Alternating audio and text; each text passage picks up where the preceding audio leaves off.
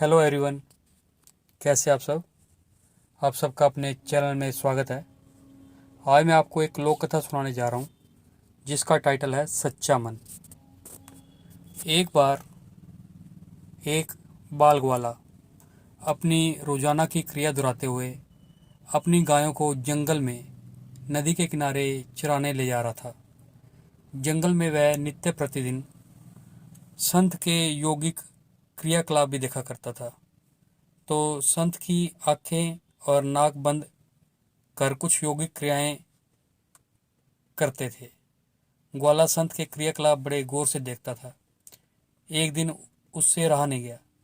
उत्सुकतावश उसने अपने संत से यौगिक क्रियाओं के बारे में पूछा। बाल ग्वाल के सवाल पर संत ने जवाब दिया कि वह इस तरह से भगवान के साक्षात्कार करते हैं। संत के प्रस्थान करने के बाद ग्वाला भी यौगिक क्रियाओं को दोहराने लगा और इस बात का संकल्प ले लिया कि आज वह भगवान के दर्शन साक्षात करके ही रहेगा। ग्वाले ने अपनी दोनों आंखें बंद कर और नाक को जोर से दबा लिया। श्वास प्रवाह बंद होने से उसके प्राण निकलने की नौबत आ गई और उधर कैलाश पर्वत पर महादेव का आसन डोलने लगा। शिव ने देखा कि एक बाल ग्वाला उनसे साक्षात करने के लिए कठोर तप कर रहा है। उसके हठ को देखकर शिव प्रकट हुए और बोले, वत्स, मैं तुम्हारी तपस्या से प्रसन्न हूँ और तुमको दर्शन देने आया हूँ। ग्वाले ने बंद आंखों से इशारा करके पूछा, आप कौन हैं? भोलेनाथ ने कहा, मैं वही भगवान हूँ जिसके लिए तुम इतना कठोर तप कर रहे हो। ग्वाले ने आंखें खोली और सबसे पहले एक रस्सी लेकर आया। क्योंकि उसने कभी भगवान को नहीं देखा था, इसलिए उसके सामने पहचान का संकट खड़ा हो गया। उसने भगवान को पेड़ के साथ रस्सी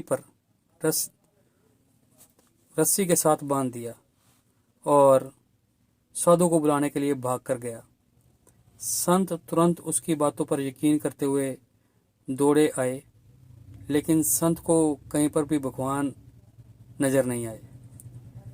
संत ने बाल ग्वाल से कहा, मुझे तो कहीं नहीं दिख रहे भगवान।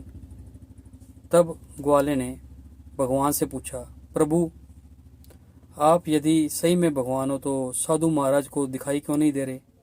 तब भगवान ने कहा, जो भक्त छल कपट रहित सच्चे मन से मुझे याद करते हैं, मैं उन्हीं को दर्शन देने के लिए दौड़ा चलाता हूँ।